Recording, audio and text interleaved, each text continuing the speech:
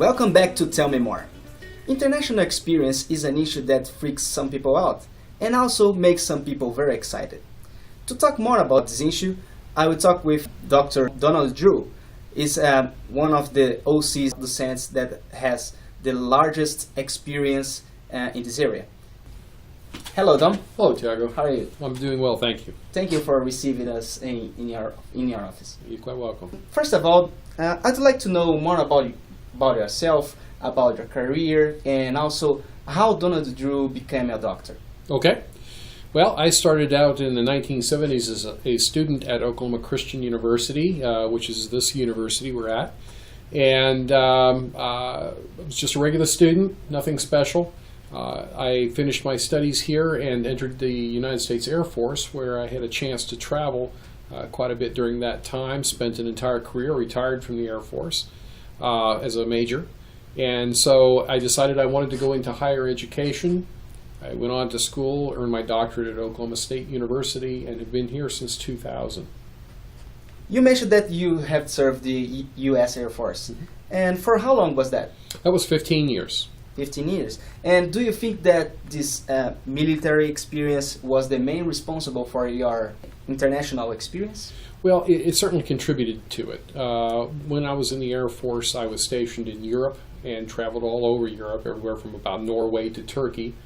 And then I was also stationed in Guam, which is a small island in the Pacific, and I had a chance to travel quite a ways around the Pacific Rim. I will say that before joining the Air Force, I had made ventures into Mexico, and then I was an exchange student in Japan for a semester as well, back when I was 19 years old. So that fueled my interest, but I've probably traveled as much or more since I've actually been a professor. I've certainly gone to a lot greater variety of places than I ever did. That's nice. And do you know how many countries have you ever been? That's a good question. It's somewhere between 45 and 50. I'm not certain exactly. I would have to sit down and list them all out, try and figure out exactly how many. 45 is a lot of them. Which country did you mostly enjoy to live or visit? Well, for me, it's always the last one. The last one? Okay, it's the last. It's the most recent one. I will say that my first love probably is always going to be Japan, because that's where I went as a young man and studied, and so I have a special place for Japan. But last summer before last, I was in Peru, and I love that. And this summer I was in Russia. So each trip I go on, each opportunity I have to go to a new place is always exciting. And then there's places I go back to, such as Rwanda. I've been to several times now. And so, I can't pick one and say this one is the best, because each culture has its own beauty, its own magic. And so each one, and anywhere you go, some things you see you like a lot, and some things you see you don't like that much. But the more you connect with the culture, the more you understand it, the more you appreciate why things the way they are, and why different oftentimes is a good thing. Nice. You mentioned Rwanda.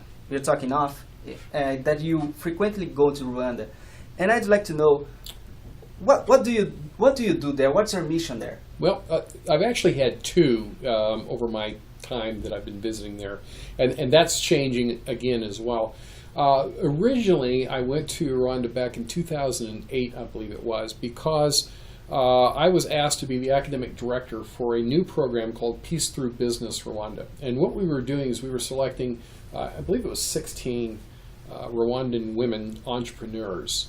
And we were going to bring them here to the United States and give them a month's worth of specialized training in business and how to start up a business and how to run a business, which we did. I designed that academic program. That was the first time I ever went to Rwanda. That was the first business I ever had there. I just did that 1 year, and then that was taken over by another program. But that kind of whetted my appetite for what I saw there. And my university has several contacts with Rwanda, with the government and with business and so forth in Rwanda. And so I found that we had an opportunity to work with them to develop and bring some of their best graduate students into our programs in business and education.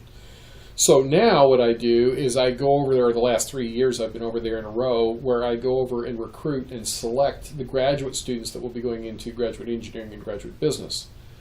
Now, because of that experience, we have developed an online MBA, or Master of Business Administration program, in Kigali, the capital city of Rwanda.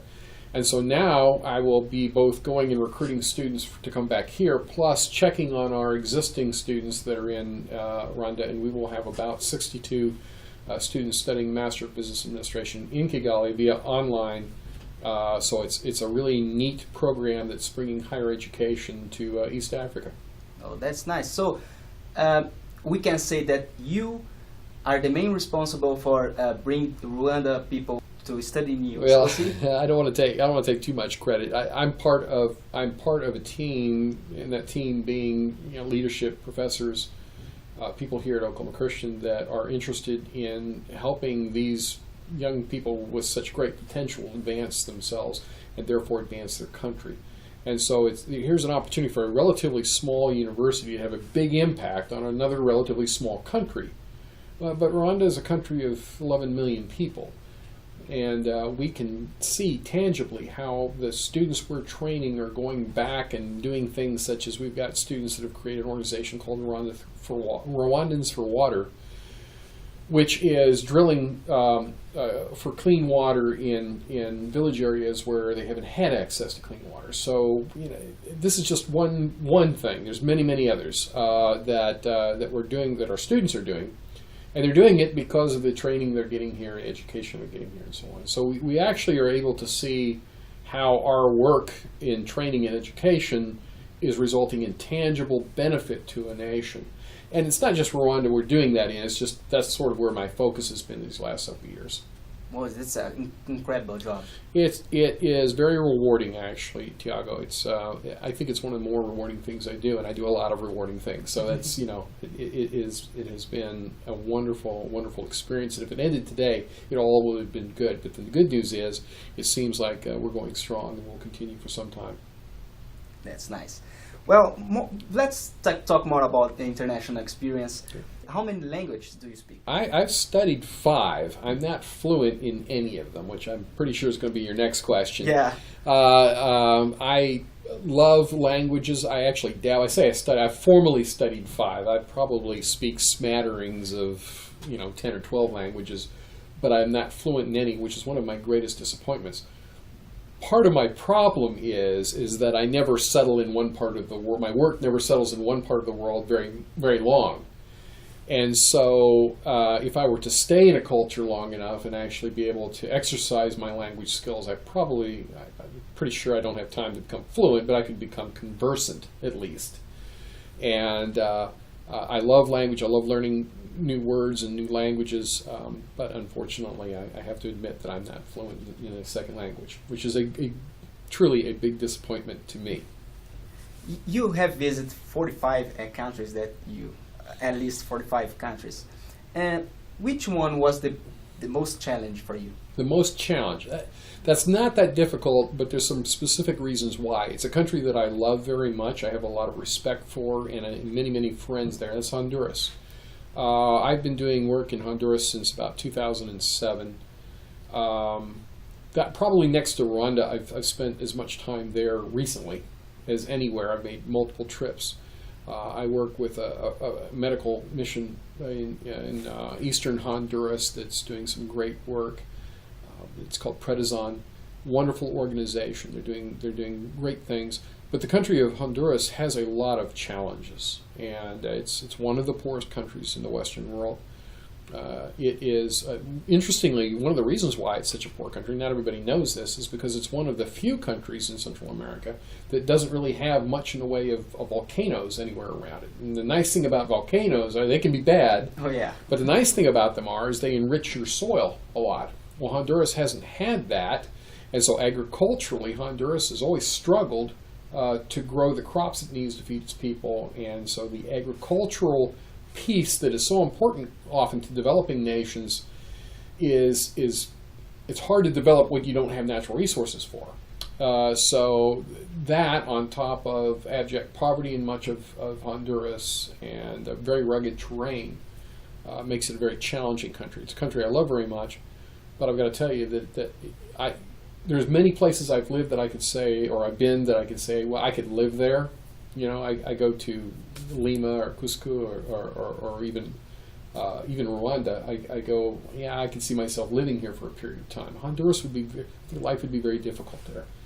But I do want to be clear that it's a beautiful country and filled with beautiful people, and I truly love it.